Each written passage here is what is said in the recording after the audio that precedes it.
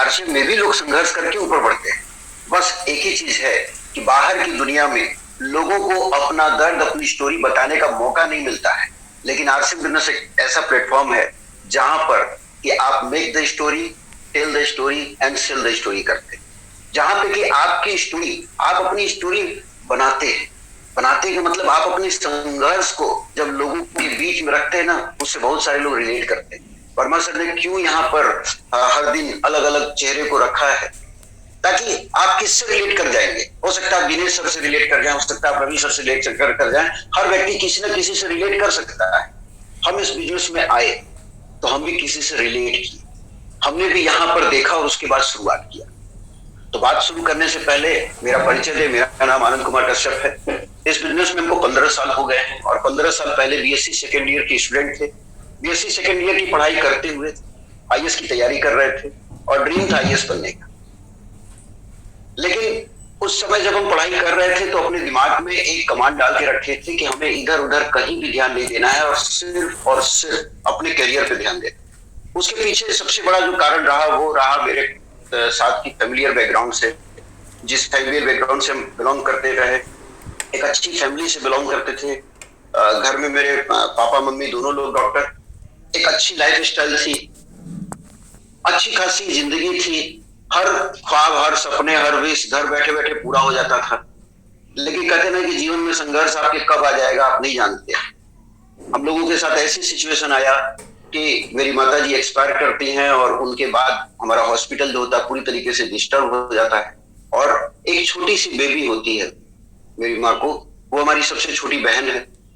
हमारी 3 बहन और 1 भाई का परिवार है। सबसे छोटी बहन आती है, उसके बाद से फिर हम लोग उसको पालना शुरू करते हैं। उससे जो छोटी, उससे बड़ी थी वो एलकेजी में एडमिशन हुआ था, उसको पढ़ाना। फिर हमसे एक बड़ी बहन थी जो क्लास 8 में पढ़ रही थी, हम क्लास 6 में थे। उस सिचुएशन में हम लोगों ने अपने जीवन को शुरुआत किया और जीवन को शुरुआत करने के बाद जब वो घटना घटी थी मेरे साथ, उसके पहले हम कैसे पढ़ते थे हमें अच्छी तरीके से याद है। बड़े लापरवाह टाइप की पढ़ाई करते थे। लेकिन उस घटना के बाद क्लास 6 के बाद जो हमने पढ़ाई शुरू किया, उसके बाद लगातार अपने क्लास में हो चाहे कहीं भी हो, किसी कॉम्पिटिटिव एग्जाम में हो, हर जगह जीतते चले गए, हर जगह ट्रॉफी मेडल जीतते चले गए। मेरी आवाज आ रही है? बहुत शानदार आ रही है, बहुत शानदार आवाज, बहुत सुंदर आवाज, मधुर आवाज। नहीं, कुछ लोग मैसेज कर रहे थे आवाज नहीं आ रही थी, इसलिए हमने फिर से पूछ लिया। उनका नेटवर्क सही नहीं होगा सर। हाँ, देखिए वहां पे संघर्ष करते हुए आगे बढ़े। फिर क्लास 9th में आए, 10th में आए, बोर्ड एग्जाम दिए। बोर्ड एग्जाम देने के बाद और इस दौरान में क्लास 6 से लेके या यूं कहें कि 12th तक हमने अपनी लाइफ में खूब कंपटीशन में पार्टिसिपेट किया। चाहे वो डिस्ट्रिक्ट लेवल का हो, चाहे किसी लेवल का हो, हर लेवल का जाके कंपटीशन को किए और हर कंपटीशन में जाके ट्रॉफी मेडल लेके आए। मेरे घर में इतने सारे प्राइज है ना, हम लोग तो कई भर के बंद करके रखे हैं। कई बार लोग आते थे हमारे यहाँ ना, ड्राइंग रूम में खड़े बैठ के देखते थे, कहते थे आप लोग का प्राइज का दुकान है क्या? आरसीएम में आने के बाद नहीं, आरसीएम में आने के पहले की बात करते। हमारे बीच में रवि सर हमारे मोहल्ले से बिलोंग करते हैं, पहले हम उन्हीं के मोहल्ले में रहते थे। और वहां पर हमने एक चीज देखा कि अपने लाइफ में सिर्फ और सिर्फ एक चीज इंपॉर्टेंट है और वो है अपना कैरियर। इसलिए हम इधर उधर कहीं दिमाग नहीं लगाते। जिस मोहल्ले में रहते थे उस मोहल्ले में सारे लोग सुबह सुबह निकल जाते थे बैट बल्ला लेके क्रिकेट खेलने। कुछ लड़के ऐसे थे तो दिन भर खेलते थे। रवि सर के घर के ठीक पीछे ग्राउंड है, अब अभी है कि नहीं हमें नहीं पता, लेकिन रवि सर के घर के ठीक पीछे ग्राउंड में कुछ लड़के दिन भर बैट बल्ला लिए रहते थे। दोपहर में हम लोग मई के महीने में देखते थे तब भी खेलते थे, रात में भी खेलते थे, हमेशा खेलते रहते। और उस मोहल्ले में रह के हम अपने आप को बस घर, कॉलेज, स्कूल, कोचिंग, घर, बस उसी में, इधर उधर कहीं दिमाग नहीं लगाते थे। क्यों? क्योंकि अपनी पढ़ाई को लेकर सीरियस थे। एक जिम्मेदारी का एहसास ये था कि मेरे पीछे 3 बहन भी हैं, पूरा परिवार मेरे ऊपर डिपेंड है और अभी हमें अपने करियर के ऊपर ध्यान देना है। और मेरे जैसे तमाम लड़के, बहुत सारे लड़के जो पढ़ाई कर रहे हैं, जो दिन रात मेहनत कर रहे हैं, वो सब के सब यही उम्मीद लगा के काम करते, पढ़ाई करते हैं कि हमें अपने परिवार का भरण पोषण करना, हमें अपने परिवार को अच्छी जिंदगी देना। उसी तरीके से हम भी अपने काम को कर रहे थे। और उस समय बात करें तो अपने सारे टीचर्स के फेवरेट थे। स्कूल के फेवरेट थे, सारे लोग बहुत मानते थे, सारे टीचर्स को लगता था कि लड़का बहुत बढ़िया काम करेगा, अपने जीवन में बहुत अच्छा करेगा।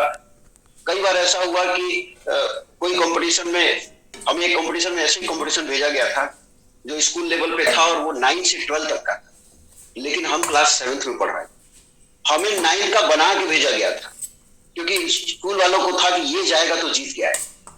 और आपको बताएं कि 9 से 12 तक का जो कंपटीशन था, 7th क्लास का स्टूडेंट उसमें गया था और जीत के आया। तो स्कूल वालों का उम्मीद बढ़ गया था कि ये लड़का अपनी लाइफ में बहुत अच्छा करेगा। 10+2 पास किए, उस समय हमें स्कूल से बेस्ट स्टूडेंट का अवार्ड मिला, अपने स्कूल के बेस्ट स्टूडेंट कहा जाते थे, इसलिए टीचर सब कहते थे कि जीवन में लड़का बहुत बड़ा काम करेगा। लेकिन 10+2 निकलने के बाद एक लड़का मैथ से इंटर जब पास करता है, बायो से पास करता है ना, तो हमारे खास करके यूपी बिहार लोगों का सपना यही होता है कि अगर इंटर मैथ से है तो इसको इंजीनियर बनना है, और बायो से है तो इसको डॉक्टर बनना। और यही सोच के हमारे घर में भी ये हुआ कि क्या कर रहे, तो पिताजी से हमने पूछा कि हम कौन सा फॉर्म भरें। इसलिए पूछे क्योंकि मेरा बायो और मैथ दोनों था, सीबीएसई बोर्ड में ऑप्शन होता तो ले सकते हैं, हमने दोनों लिया हुआ था। लेकिन पिताजी ने कहा इंजीनियरिंग का फॉर्म भरे, इंजीनियरिंग का फॉर्म भरे। ऊपर वाले की आशीर्वाद रहा कि फर्स्ट अटेम्प्ट में सिलेक्शन हुआ। मोहल्ले में मिठाई बटा, सबके यहाँ मिठाई गया कि ये लड़का इंजीनियरिंग में हो गया, खूब बड़ा नाम हुआ। उसके बाद काउंसलिंग हुआ, काउंसलिंग के बाद कॉलेज गए। कॉलेज में जब पहला दिन हम लोग गए थे, पिताजी हमको लेके गए थे एडमिशन कराने के लिए। आज भी मेरे पास वो काउंसलिंग का लेटर है, जो लेटर हमें मिल रहा था वहां पे कॉलेज में, और वो लेके पहुंचे थे। और वहां पर जो एस्टिमेट हम लोग सोच के गए थे वो था कि 45 से 50 हजार रुपए लगेंगे। लेकिन वहां जाने के बाद पता चलता है, जब वहां पे पूरा फीस जोड़ा गया, डेवलपमेंट फीस, सिक्योरिटी फीस, बहुत सारी चीजों को जोड़ा गया, तो वो सारी चीजें हम लोग को कभी पहले पता नहीं था। ये बात है 2004 की। 2004 में जब वहां गए तो वहां ये सब चीज जोड़ के 1,25,000 रुपए। मेरे पिताजी देखने लगे कि 1,25,000 रुपए घर से सोच के आए थे, 45 से 50,000। बड़े खामोश थे, थोड़ी देर बाद बोले कि तुम यहीं रहो, हम जा रहे हैं और पैसे की व्यवस्था करके आते। हम भी लगे सोचने की ये पैसे की व्यवस्था ये करके किसी तरह आ भी गए तो पीछे बहुत कुछ छूट जाएगा, बहुत कुछ डिस्टर्ब हो जाएगा। मेरी 3 बहनों का पढ़ाई भी।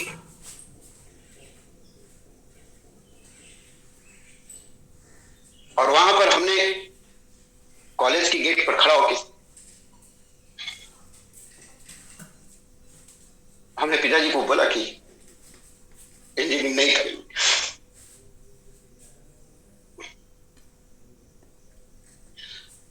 पिताजी ने पूछा क्या करोगे, हमने कहा कि चलिए अब आईएएस करेंगे, ग्रेजुएशन डालेंगे और आईएएस करेंगे। क्योंकि बचपन से कभी हारे नहीं थे, उनको ही भरोसा था कि नहीं ये कह रहा है तो ये भी निकाल लेगा। वापस लेके आए, ग्रेजुएशन डाले। ग्रेजुएशन डालने के बाद अपनी पढ़ाई शुरू की। वहां तो लेट हो गया था, इसलिए कहीं एडमिशन मिल नहीं रहा था। 1 साल हमको रुकना पड़ा था, और 1 साल के बाद फिर एडमिशन जब मिला, उसके बाद हम पढ़ाई करना शुरू किए।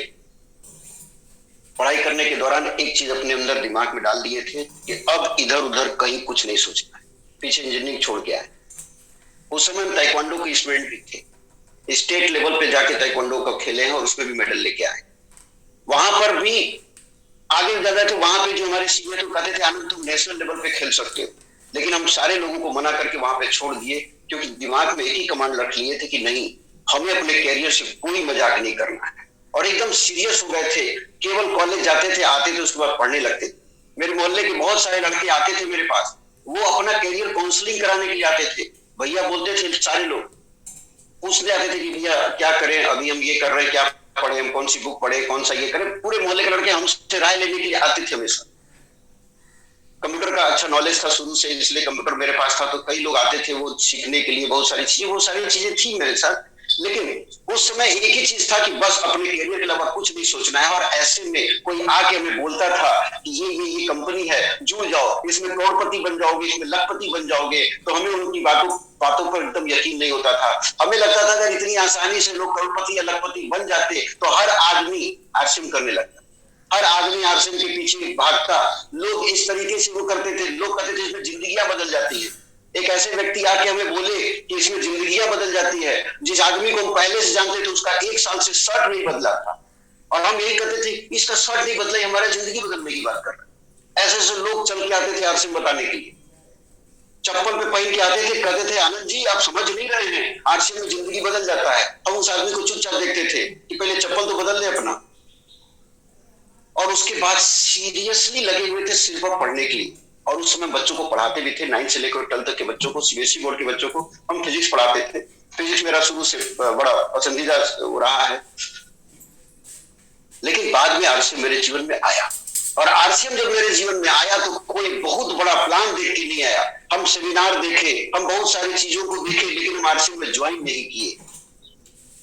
प्रोडक्ट देख के तैयार तो हुए थे, जुड़ तो गए, लेकिन एक ऐसे व्यक्ति के माध्यम से जुड़े जिनको हम कभी जानते नहीं थे। राह चलते वो पूछ दिए कि आरसीएम में जुड़ेंगे, और उसके बाद कहते हैं जब ऊपर वाले की जब तक मर्जी नहीं है ना, तब तक इस आरसीएम में बड़ा से बड़ा लीडर आपको समझाएगा, आपको समझ में नहीं आएगा। लेकिन जिस दिन ऊपर वाला चाह गया कि आपको आरसीएम में आना है, आपको राह चलते कोई भी आदमी बता देगा ना, आप आरसीएम में ज्वाइन कर लेंगे। मेरे साथ वो घटना घटा।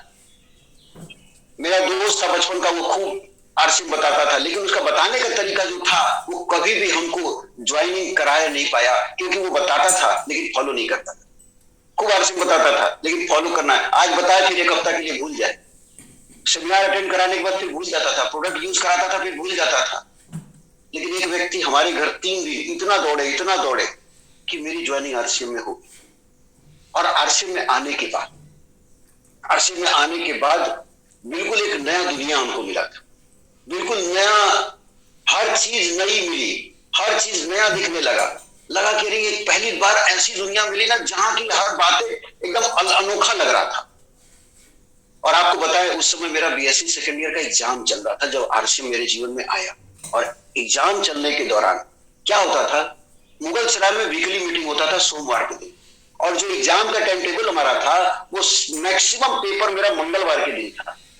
सोमवार के दिन वीकली मीटिंग में बैठते थे और मंगलवार के दिन जाते थे पेपर देने। उस समय राजघाट पुल खराब हुआ था, राजघाट पुल टूटा हुआ था, वो बन रहा था। और क्या होता था, पड़ाव उतरते थे, वहां से पैदल जाते थे, राजघाट पुल पार करते थे, फिर वहां से भी पैदल ही जाते थे मैदान अपने कॉलेज, एग्जाम देते थे। और जितना देर राजघाट पुल पार करते थे ना, सोचते थे, बार बार सोचते थे, क्या पढ़ना जरूरी है, क्या पढ़ना जरूरी है। रोज एक दिन पहले मीटिंग देख के जाते थे, हम सोचते थे क्यों पढ़ रहे हैं।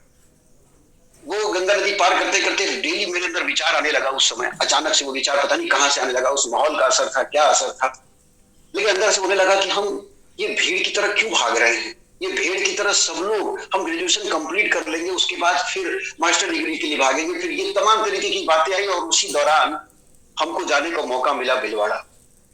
आरसीएम वर्ल्ड उस समय बना नहीं था, शुरुआत हुआ था, और हम सीनियर लोगों के साथ गए। और वहां जाने के बाद जब कंपनी को देखे, जब रेस्पेक्टेड टीसी सर को देखे, उनकी विचारों को सुने, वहां से आने के बाद हमने डिसीजन ले लिया कि अब जीवन में करेंगे तो सिर्फ और सिर्फ आरसीएम करेंगे, इसके अलावा दूसरा कोई काम नहीं करेंगे। और वहां पे हमने डिसीजन लिया। एग्जाम तो दे चुके थे, दूसरे महीने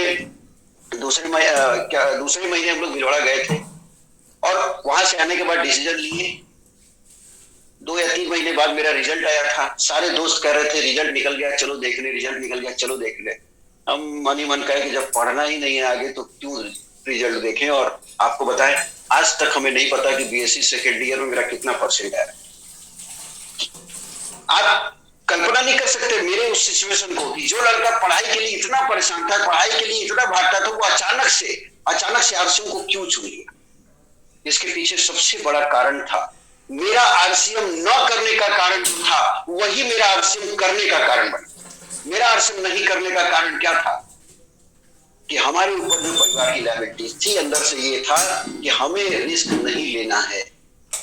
लेकिन आरसीएम आने के बाद जो सिक्योरिटी मिली आरसीएम, तब अपनी आंखों के सामने हर वो घटना को देखे कि किस तरीके से हम लोगों की जिंदगी अर्श से फर्श पे आई थी, किस तरीके से सिक्योरिटी को हमने अपनी आंखों से देखा कि आपके घर का मेन व्यक्ति अगर चला जाए तो आपके परिवार की स्थिति क्या होती है। हर मीटिंग में, कहीं भी मीटिंग लेते हैं, हम सिक्योरिटी जरूर आपको बताते हैं कि आप आरसीएम में हैं, उस सिक्योरिटी के लिए काम करिए, ताकि आज आप हैं तो भी आपके पास इनकम आ रहा है, आप नहीं हो तो भी आपके लिए आरसीएम में इनकम आना चाहिए। सिक्योरिटी बनाइए अपने, और उसके लिए हमने काम किया। हम आरसीएम में सिक्योरिटी देखे तो हमें लगा कि नहीं, जो कुछ मिल सकता है वो आरसीएम में यहीं पर मिल सकता है, और हम उसके लिए सीरियसली लग गए। क्योंकि पैसा, समय, ये सब कुछ आरसीएम में मिलता है, लेकिन हमें जो सबसे ज्यादा प्रभावित किया वो सिक्योरिटी, क्योंकि वहां पे हमने देखा था अपने आप को, अपने परिवार को जीरो पे आते। आप बोर्ड पे दिखाते होंगे, दूसरे की एग्जाम्पल देते होंगे, लेकिन अपनी लाइफ में हमने देखा था। और तब हमने कहा कि अगर ये आरसीएम से संभव है तो इसको हम हासिल करके रहेंगे। हम बन सकते थे आईएएस, हम बन सकते थे बड़े से बड़े ऑफिसर रैंक पे जा सकते थे, लेकिन एक बात बार बार दिमाग में घूमता था कि बाहर में कुछ भी बन गए, वापस से मेरी मम्मी डॉक्टर थी, लेकिन वो दुनिया छोड़ के गई, अपनी डॉक्टरी साथ लेके चली गई। हम भी अगर डीएम भी बन जाते, दुनिया छोड़ के जाते, अपना डीएम का जो पद है ना वो साथ में लेके चले जाते। मेरे बच्चे को डीएम बनने के लिए वापस से जीरो से संघर्ष करना पड़ा। तब हमने डिसाइड कर लिया कि अगर वापस लाइफ में कुछ करना है तो वो करना है जो मेरे जाने के बाद भी यहां पर रहे। और ये अपॉर्चुनिटी सिर्फ और सिर्फ हमें आरसीएम में दी। उसके बाद आरसीएम में आए, शुरुआत की, और शुरुआत करने के बाद आरसीएम में जो शुरुआती संघर्ष होता है वो सब लोग झेलते हैं, और हमारे साथ भी था। सबसे पहला संघर्ष जो था शुरुआती दौर में वो था फाइनेंशियली संघर्ष बहुत ज्यादा था, क्योंकि अपनी पढ़ाई कंप्लीट करने के लिए ही हम बच्चों को पढ़ाते थे। जो पैसे मिलते थे उसी से अपनी पढ़ाई को वो कर रहे थे, कंप्लीट कर रहे थे। और आरसीएम जब आए तो कभी मीटिंग में जाना होता था, सेमिनार में जाना है, वीकली मीटिंग में 10 रुपए का टिकट लगता था। तो वो संघर्ष शुरुआती दौर में मेरे साथ भी था। साइकिल 2 किलोमीटर लेके जाते थे तो 4 बार चेन उतरता था उसका। मेरा एक पैंट था आरसीएम में, क्रीम कलर का सिलवाए थे, वो पैंट का जो नीचे का मुहरी होता है ना वो काला हो गया था। क्यों? पैडल का जो चैन का जो मोबिल होता है वो पूरा लगा था। स्टेज पर जाते थे ना तो कृष्ण भगवान की स्टाइल में खड़ा होते थे ताकि कोई देख न ले। वो पूरा वो हो गया था क्योंकि इतना चेन उतरता था।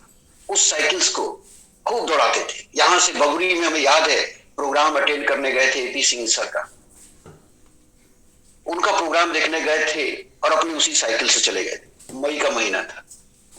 और आज कई लोग कहते हैं अरे सर बड़ा दूर है, बड़ा दूर है, बड़ा दूर है।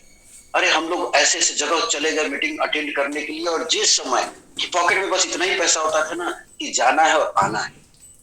आज मेरे अंदर ना कई लोग जो मेरी टीम में वो जानते हैं, हमको आप बिना खाए छोड़ देंगे, हम लगभग 3 से 4 दिन तक हम बिना खाए रह सकते,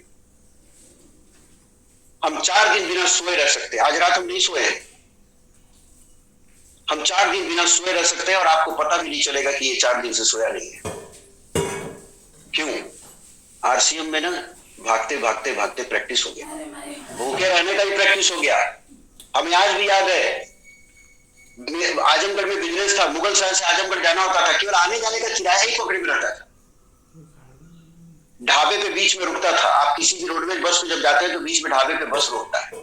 जब बस पे रोकता था ना, सारे बस यात्री उतर के जाते थे नाश्ता करने, हम वहीं बैठे रहते थे। क्यों? क्योंकि टिकट भर का ही पैसा था, जाना है और आना है। बोतल में पानी लेके पीते रहते।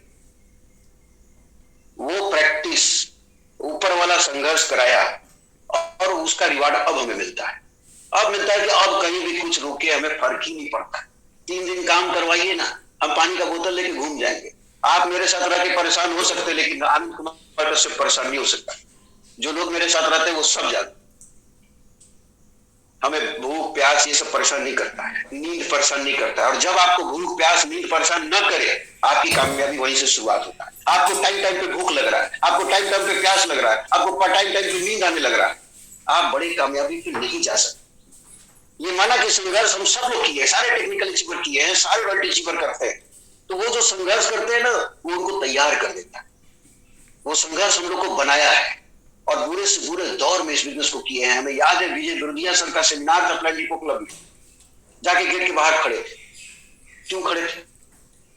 30 रुपए का टिकट होता था, पूरा बाहर बैठ के अटेंड किए थे। हमारे सीनियर अपलाइन आए, बोले अरे चलिए ना अंदर, चलिए ना। हमने नहीं सर नहीं जाएंगे। गए नहीं थे। प्लान डिपो क्लब में प्रोग्राम हो रहा था, चाहते तो घुस जाते, लेकिन नहीं गए, बाहर अटेंड किए। इसलिए क्योंकि उस दिन मेरे पास टिकट कटाने का पैसा वाकई में नहीं। लेकिन आज विजय बिरुदिया सर की क्लोज है, आज उनको बताते हैं तो कहते हैं अच्छा ऐसा बात है। बोले हाँ सर, आप ही का प्रोग्राम देखने के लिए हम बाहर खड़े होकर के। लेकिन उसके बाद धीरे धीरे धीरे धीरे इस बिजनेस में लोग तरह तरह की बातें किया करते थे, नहीं चलेगा, ये हो जाएगा, वो हो जाएगा। सबसे बड़ी चीज शुरुआती दौर में जब कानून नहीं बना था, लोग कहते थे भाग गई तो तुम्हारा करियर खराब हो जाएगा। जो टीचर्स हमें पढ़ाया करते थे, जो टीचर ये कहते थे ये लड़का अपने जीवन में बड़ा काम करेगा, वही लोग बोलते थे अपना करियर खराब कर लिया, अपना करियर गलत रास्ते पे ले गया। जो लड़के हमसे काउंसलिंग कराने के लिए आते थे, उसमें से एक लड़का एक बार बोला, वो बोला कि अरे ये तो अपना करियर चौपट कर लिया। और वो जो लड़का बोला था कि अपना करियर चौपट कर लिया, आज तक वो हाई स्कूल खुद पास नहीं कर पाया। लेकिन आरसीएम बिजनेस में हम आए, उसके बाद शुरुआत की इस बिजनेस में। 5 महीने में मेरा बिजनेस था 3,10,000। 5 महीने में 3,10,000 का बिजनेस था। लेकिन उसके बाद मेरा बिजनेस धीरे धीरे डाउन हुआ, और डाउन होने का कारण ये था कि हमने बिजनेस तो खींचा, लेकिन टीम एजुकेशन नहीं था। टीम एजुकेशन नहीं था। बिजनेस 5 महीने में 3,10,000 पहुंच गया। एजुकेशन की कमी की वजह से बिजनेस डाउन होना शुरू हुआ, और वो बिजनेस गिर के आया 3,000। मेरे 150 लोगों ने आरसीएम छोड़ा था उस समय। आप सोचिए 3,10,000 का बिजनेस हो, उस बिजनेस में आपके साथ 150 लोग बिजनेस छोड़ दे, कोई तरह तरह की कंपनी में जाके ज्वाइन कर लिए। उस समय मनी सर्कुलेशन कंपनियां बहुत ज्यादा, 150 लोग छोड़ दिए, 3,000 में बिजनेस था। पढ़ाई छोड़ चुके थे, अंदर से लगता था कि पता नहीं वाकई में ठीक कर रहे हैं कि नहीं कर रहे हैं। ऊपर से बहुत सारे लोग बोलते थे अपना करियर खराब कर लिए, ये कर लिए, वो कर लिए। लेकिन उस समय अंदर से एक चीज आता था कि नहीं, करके दिखाना है। हमने आरसीएम में अपना करियर लगाया है, अपने आप को साबित करके रहेंगे कि हम सही हैं।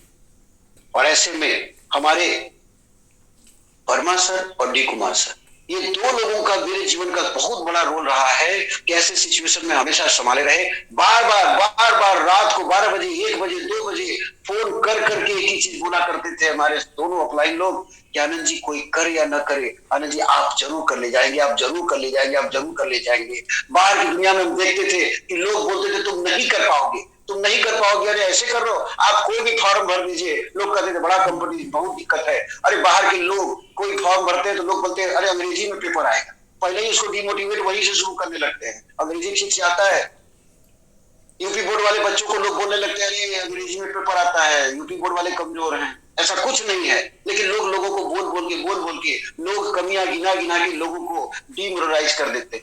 लेकिन आरसीएम में क्या होता है, आरसीएम में मेरे साथ क्या था, कितनी बार भी गिरे, अपलाइन पकड़ के ऊपर उठाता, बार बार लगता तो पता नहीं हो पाएगा नहीं हो पाएगा, तब तक अपलाइन का फोन आ जाता। ऐसे सिचुएशन में फोन आया है ना मेरे पास, एक बार एक आदमी हमसे खूब सवाल पूछ रहा था और मेरे पास उसका कोई जवाब नहीं था। हम एकदम घबराए हुए थे। उस समय 501 रुपए का जो मोबाइल आता था रिलायंस का, वो मेरे पास था। और उस मोबाइल से क्या किए हमें लगा कि इसका जवाब केवल और केवल डी कुमार सर दे सकते हैं। मोबाइल निकाले और मिस कॉल मार गए। पहले तो मिस कॉल मारने का स्टाइल वो था, मिस कॉल मारने के लिए लगाए, कॉल दबाए तो उसमें से पीछे उधर से आवाज आया कि आपके मोबाइल में पर्याप्त बैलेंस नहीं है। मिस कॉल मारने का भी पैसा नहीं था। हम एकदम घबरा गए कि अब क्या होगा, मिस कॉल भी नहीं मार सकते, मोबाइल को रख दिए।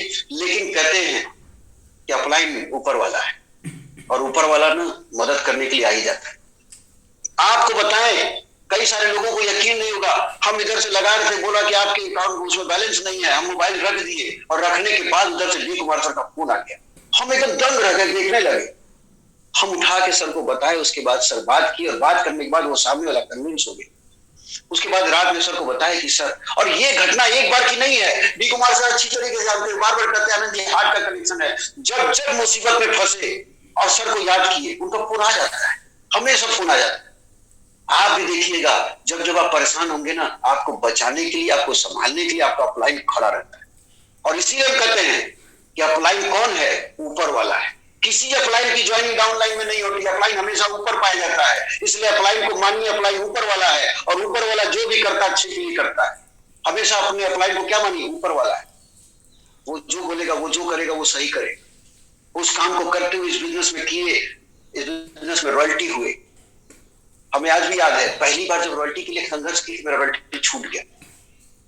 रॉयल गार्डन में फंक्शन हुआ था, ढेर सारे लोग रॉयल्टी हुए थे, एक लाइन से लोग माला पहन रहे थे, उसमें मेरा छूट गया था। दूसरा प्रोग्राम हुआ विद्या वाटिका में, उस समय भी संघ खूब हम लगे, फिर मेरा छूट गया, मेरा कोई लेवल अचीव नहीं हुआ।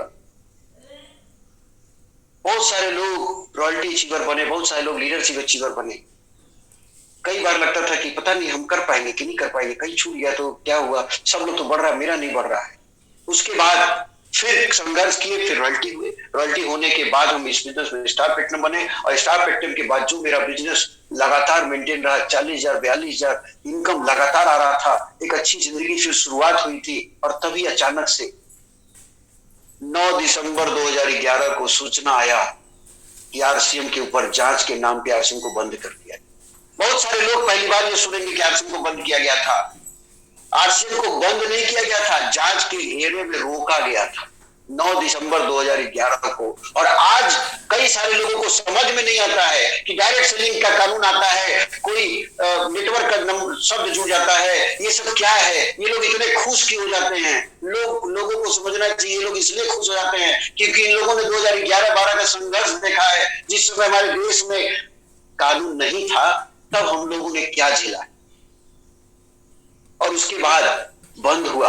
और बंद होने के बाद क्या हुआ, संघर्ष अगर सही मायने में देखा जाए तो सबसे ज्यादा हम लोगों ने देखा आरसीएम बंद होने, आरसीएम बंद होने पर संघर्ष देखे। अरे अचानक से 40-42,000 की इनकम जीरो हो गई, और कब तक, 1 साल तक, 1 साल तक। अरे यहाँ पर फंड ट्रांसफर होने में 2 दिन लेट होता है तो लोग परेशान हो जाते हैं, एक दूसरे को फोन करते हैं, सर फंड ट्रांसफर नहीं हुआ, फंड ट्रांसफर नहीं हुआ। अरे हम लोगों का 1 साल तक फंड ट्रांसफर नहीं हुआ। यहाँ पर अगर आरसीएम का एप्लीकेशन काम ना करे, रुक जाए, सर्वर एरर बताए लगे तो लोग परेशान हो जाते हैं। हम लोग www.rcm.com डालते थे ना तो लिखता था सर्वर नॉट फाउंड, और कितने दिन, 1 साल, 1 साल तक गायब। आपका एक दिन गायब हो जाए तो लोग कोहराम मचा लेते हैं, हम लोग का 1 साल गायब था। और इस सिचुएशन में सबसे ज्यादा, कल दिनेश सर एक बहुत अच्छी बात बोल रहे थे, वो बोले बहुत बड़े बड़े लीडर जो अपने आप को तुर्रम खान कहते थे, अच्छी इनकम उठा रहे थे, जो लोग कहते थे, दिनेश सर कल बोल रहे थे ना, बिल्कुल सही कह रहे थे। लोग कहते थे मीटिंग सेमिनार में, अरे अपलाइन के लिए अपने चमड़े का जूता पहना दिया जाए तो वो भी कम पड़ेगा, ऐसी बातें बोलते थे। लोग कहते थे मेरा खून निकाल दीजिएगा तो उसमें भी आरसीएम निकलेगा।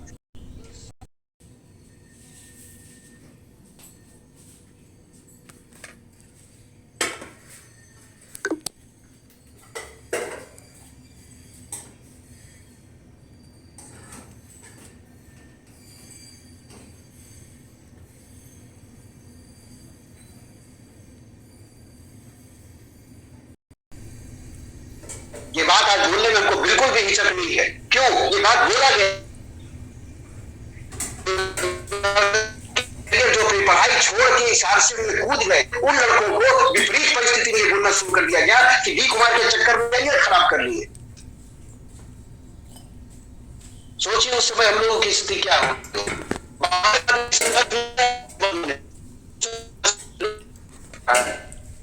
अपने लगे जो उल्टा पुल्टा बोलने, बर्बाद जीवा के चक्कर में ऐसे लोग बोलते थे। लेकिन हम लोगों ने मान लिया था तो मान लिया था। धर्मी सर बार बार कहते थे हम लोग एक ही नाव की, सब चप्पू मार रहे हैं, सब सवारी की मत, सब चप्पू मारे, डूबेंगे तो 1 साल डूबेंगे। मान लिए थे तो मान लिए थे, नहीं घूम के देखे। मेरे बीएससी सेकेंड ईयर का एग्जाम देके छूट के आए थे, सारे लोग बोल रहे थे 3rd ईयर भर दो, जाओ कॉलेज से रिजल्ट निकालो, 3rd ईयर भर दो, कर दो, मौका बढ़िया है, कोई नहीं बोलेगा, कोई नहीं कहेगा कि क्या हुआ आरसीएम बंद, इसी समय 3rd ईयर कर लो, देख जाओगे। लेकिन मेरा भी एक बार कमिटमेंट था, एक बार अगर अपने आप से कमिटमेंट कर दिए ना तो अब नहीं जाएगी। आज तक हम 3rd ईयर पूरा नहीं किए, बस एक ही जिद था कि अपना जो डिसीजन था ना इसको सही साबित करके रहना है। विपरीत परिस्थिति खूब देखे, खूब सिचुएशन देखी, और आज भी नहीं याद है 2012 में 6 जून आप में से बहुत से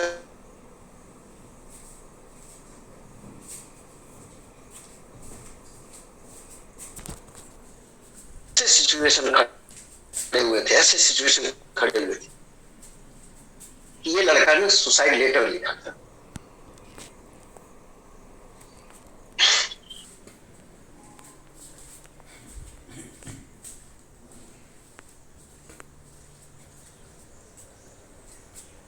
अपने को खत्म करना चाहते थे।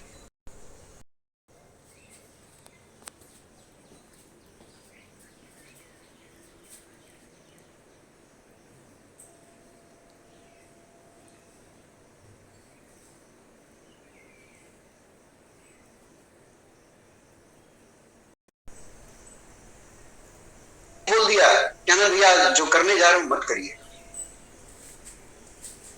आप बहुत बड़ा काम करेंगे।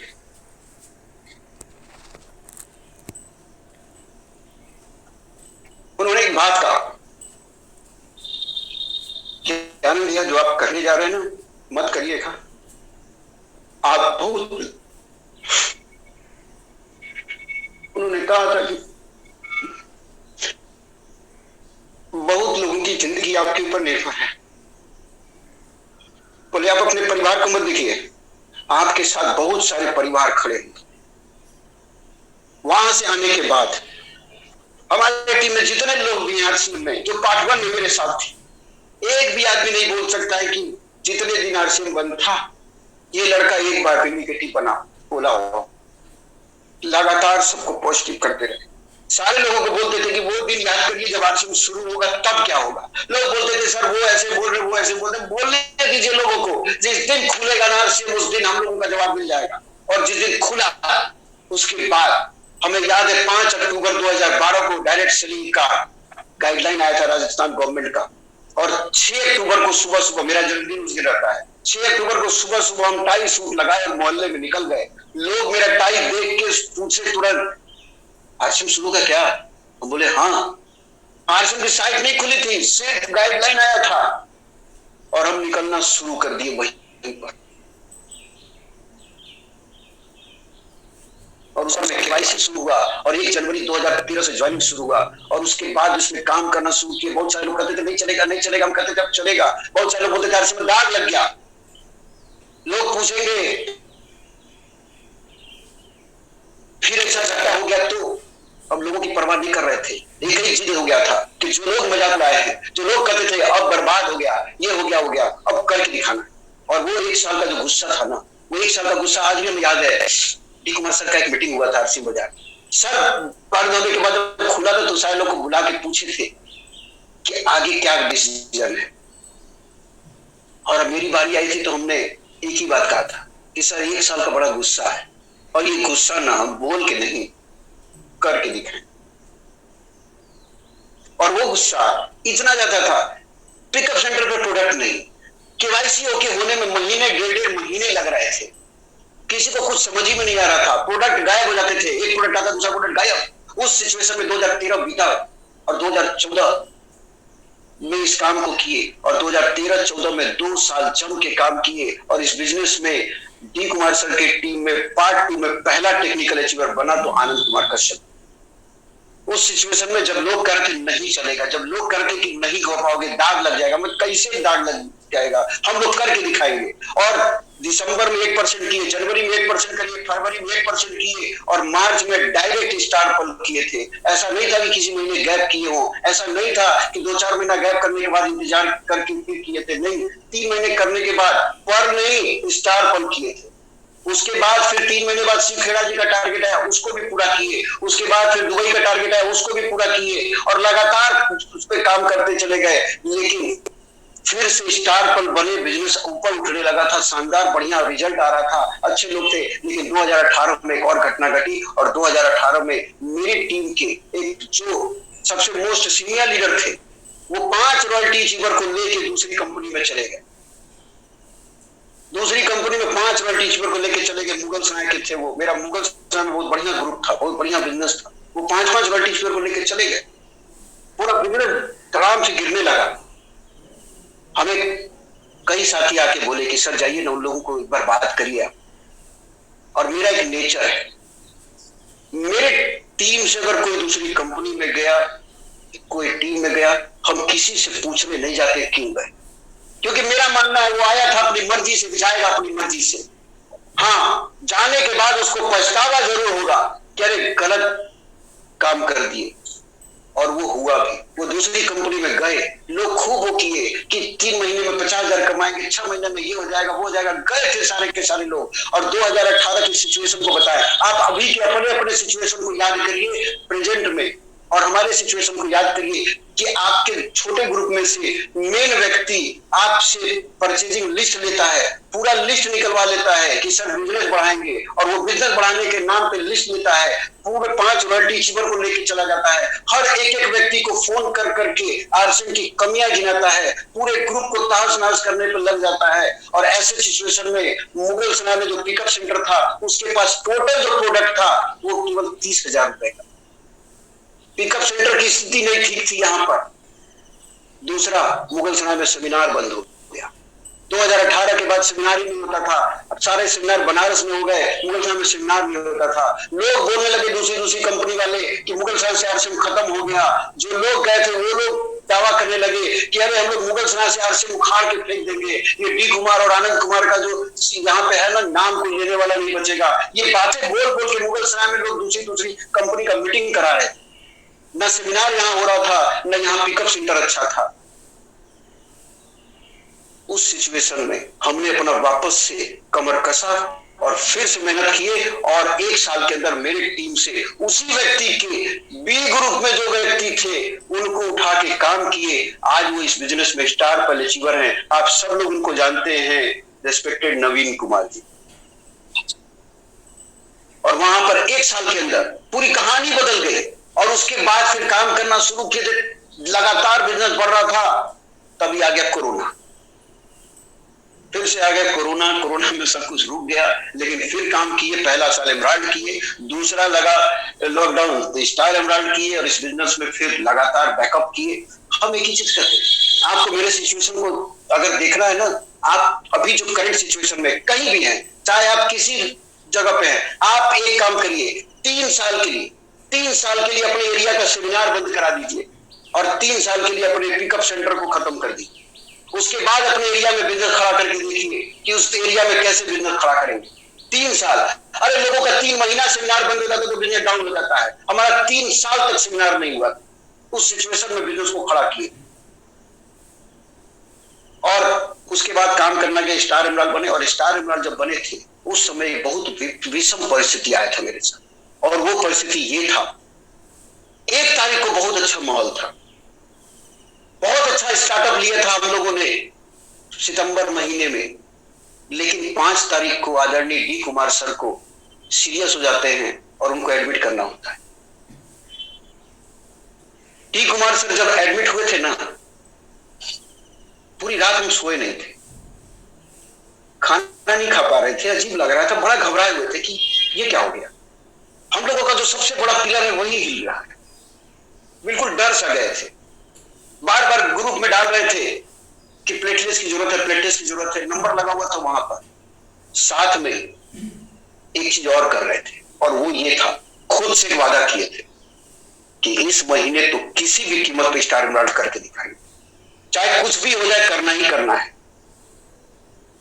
क्योंकि हमें खूब सारे हम लोग किताबें पढ़ते, डी कुमार सर काम किस लिए कर रहे हैं, उनको भी सिक्योरिटी चाहिए, किसको सिक्योरिटी नहीं चाहिए।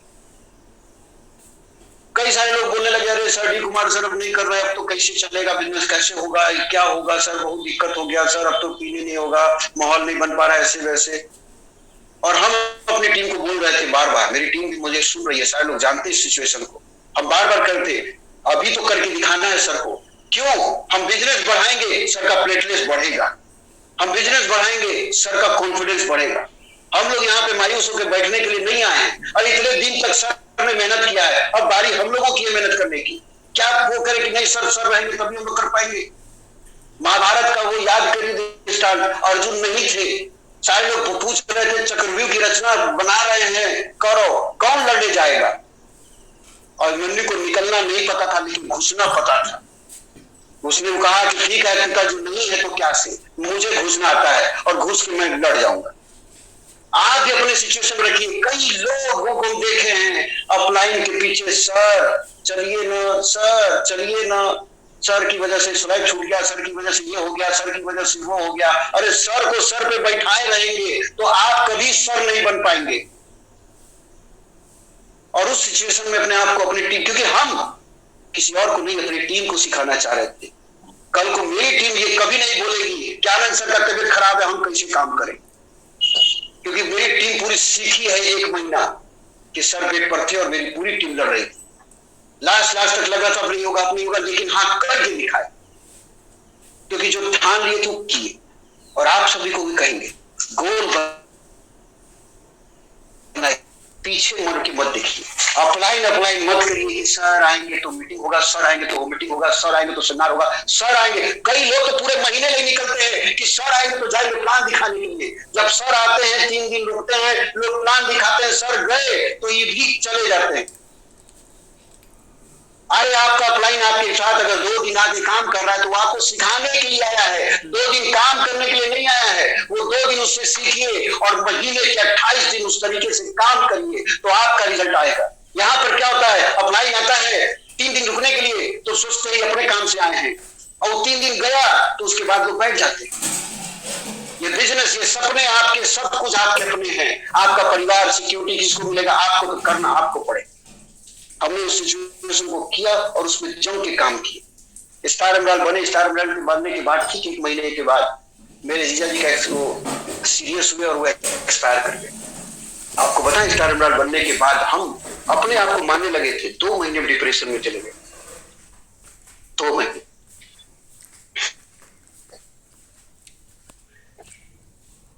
और वापस से फिर सिक्योरिटी को देखे, यार घर से एक व्यक्ति कमाने का चला जाता तो क्या होता है, वो सारे सिचुएशन को फिर से देखने लगे और तब ये कहे कि नहीं, आरसीएम करना है ना तो सिक्योरिटी के लिए करना। और आज आप सभी को बिल्कुल बेझिझक होकर बोलते हैं, हमें कोई भी पिन प्रभावित नहीं करता है, हमें कोई भी पिन प्रभावित नहीं करता, पिन अट्रैक्ट नहीं करता है। हम एक चीज मानते हैं, हम पिन पाओ प्रतियोगिता में नहीं है, हम आरसीएम बिजनेस में हैं और बिजनेस चलता है टर्नओवर से। आज कई सारे लोग परेशान किस बात पे हैं, सर पॉइंट, ये पॉइंट, वो पॉइंट, ऐसे पॉइंट, वैसे पॉइंट, वो ठीक है भाई, आप 200 करोड़ का टर्नओवर कराइए और 200 करोड़ में 45% हटाइए। कंपनी अगर 1% भी बांटेगी तो आपका महीने का 2 करोड़ का इनकम, 2 करोड़ का इनकम।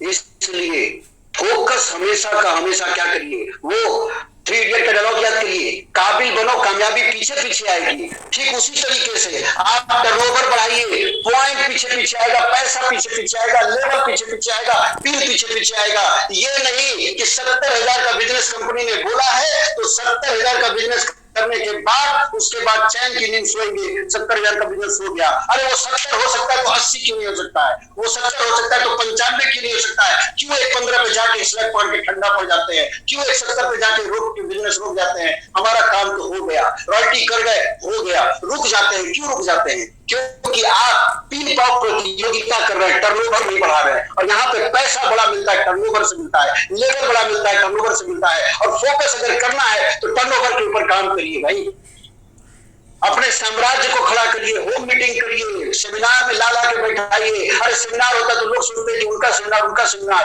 अरे उस सेमिनार में ले जाके अपने लोगों को भर दीजिए, टर्नओवर आपका बढ़ेगा। आपके लोग वीकली मीटिंग में बैठेंगे, टर्नओवर आपका बढ़ेगा। और ये बिजनेस सिर्फ और सिर्फ टर्नओवर का है। मेरा एक ही टारगेट है और वो क्या है, 200 करोड़ का टर्नओवर करना। 200 करोड़ का टर्नओवर करना है, मेरा खुद का टारगेट है। 200 करोड़ के टर्नओवर पे पहुंचेंगे, फिर डिसाइड करेंगे कंपनी कौन सा हमको टीम देती है, कौन सा लेवल देती है। हमें वहां फोकस करना है। कंपनी पॉइंट पे कितना दे रही है, कंपनी टेक्निकल कितना देगी, कंपनी क्या देगी, वो कंपनी का मैटर है। कंपनी प्रोडक्ट बना रही, company product online delivery system कर रही, सब कुछ कर रही है। हमारा एक ही काम है और वो है टर्नओवर बड़ा करना। और मेरा एक लक्ष्य है जीवन में, 200 करोड़ का टर्नओवर जल्द से जल्द खड़ा करना है। 200 करोड़ का टर्नओवर जल्द से जल्द खड़ा करेंगे। और 200 करोड़ का टर्नओवर खड़ा करने के लिए हम 2030 का इंतजार नहीं करेंगे। आप सबको हम बता रहे हैं, 2030 का इंतजार हम नहीं करेंगे। आने वाले 5 साल के अंदर ये लड़का आरसीएम से 200 करोड़ का टर्नओवर खड़ा करके दिखाएगा। इस बार की ट्रेनिंग में सुजीत सर ने बोला था, ये पीवी का बिजनेस नहीं है, ये पीवी का बिजनेस है, परचेज वॉल्यूम बढ़ाने का बिजनेस नहीं है, पर्सन को बिल्ड करने का है। लोगों का निर्माण करिए, बिजनेस अपने आप निर्माण हो जाएगा। ये मॉर्निंग सेशन क्या है, लोगों का निर्माण होता है। लोग आके यहाँ पे सुनते हैं या चेतन मन में रोज सुबह जाता है, उसका निर्माण होता है। और इस सब के लिए एक काम करना होगा, सिर्फ एक काम। लास्ट में एक ही चीज कहेंगे, खुद के ऊपर कंट्रोल करना सीखिए। खुद के ऊपर कंट्रोल कैसे, आप में से बहुत सारे लोगों को नहीं लग रहा होगा, मेरी टीम के लोग हंसने लगे होंगे इतनी बात सुन के।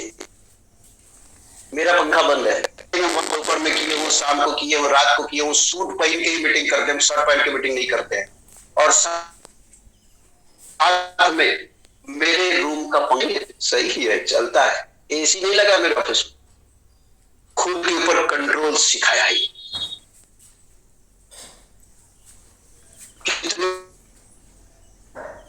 गर्मी और सूट पहन के मीटिंग ले लेते हैं। अगर आप ये यकीन ना हो ना तो ये देख लीजिए, पंखा बंद है। खुद के ऊपर कंट्रोल करिए। मेरा वजन 73 किलो था, सबसे ज्यादा परेशान थे अपने वजन को लेके, हेल्थ को लेके। लेकिन हाँ, ठीक 1 महीने पहले 2 जून से हम अपने ऊपर कंट्रोल करना शुरू किए। आज मेरा कोई डाइट चार्ट देखेगा तो पगला जाएगा। कई लोगों को यकीन नहीं होगा कि अनंत जी ऐसे कर रहे हैं। 2 जून से लेके आज 5 जुलाई है, 5 किलो वजन कम किए 1 महीने के अंदर। और इस 5 किलो वजन कम करने में 15 दिन इरेगुलर रहे, मतलब 15 दिन हम कंटिन्यू नहीं रह पाए। बार का शेड्यूल था, तब भी किए। क्यों? खुद के ऊपर कंट्रोल किए। जिसको भी वजन कम करना हो ना, आप हमसे संपर्क कर लीजिएगा। हम आपको डाइट चार्ट बताएंगे ना, जो चीज बताएंगे अगर आप कर दिए ना, 15 दिन के अंदर आपका भी घट जाएगा। लेकिन हाँ, कार्डियो स्कैनर पे खड़े होकर चेक करिएगा ना, तो मसल कम नहीं हुआ होगा, आपका फैट कम हुआ होगा। और कम फैट किया जाता है, और हमने अपना फैट कम किया। क्यों कम किया? खुद के ऊपर कंट्रोल। खुद के ऊपर कंट्रोल रहेगा ना, और जिस दिन आप अपने आप को जीत गए, उस दिन आप दुनिया जीत जाएंगे। सबसे पहले आपको सिर्फ और सिर्फ अपने आप को जीतना है। कुछ दिन पहले हम व्हाट्सएप पे स्टेटस लगाए थे खूब अच्छे खाने का, लोग देख के खुश हो गए। पूरा मैसेज पढ़े ही नहीं, लगे भेजने, हमको कब मिलेगा, हमको कब मिलेगा। अंतिम पन्ने पर लिखा था कि अगर इन सब चीज को देख के आपका मुंह ललचता है, तो आप कभी भी अपना वजन कम नहीं कर सकते। आज मेरा फेवरेट खाना जो है ना सफर का, वो है खीरा टमाटर। गरगोड़ा से गए, गरगोड़ा से चले आए, 15 घंटा बस में जाना आना। एक ही सीट पे बैठ के गए, एक ही सीट पे बैठ के आए। मई के महीने में, जून में शायद गए थे, और जाना आना। क्या खाए रास्ते में? खीरा और केला। रास्ते में कई जाते लोग जाते क्या ढूंढते हैं? समोसा, छोला समोसा, आलू चाप, यही सब खाते हैं। अरे आप छोला समोसा के बजाय अगल बगल नजर दौड़ाइए, हर जगह सब्जी का दुकान, वहां खीरा उठाइए और 2 खीरा खा लीजिए। ये नेचर जिस दिन आ गया, ठीक हो जाएंगे आप। हम खीरा खा के देखिए, खीरा आपका भूख मारता है और आपका पेट भी भर देता है। खा के देखिए। और वही 2 समोसा मार लीजिएगा ना, तो बस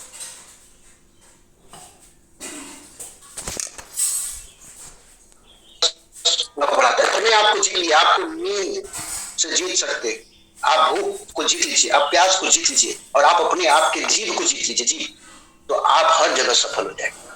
आज हमें बुलाया गया था क्यों? यही बताने के लिए कि सर आखिर में एक एग्जांपल कि आप कैसे सफल हुए। तो मेरा सफलता यह है कि हर सिचुएशन में हम अपने आप को कंट्रोल कर सकते हैं। आप भी अपने आप को कंट्रोल करना सीखें।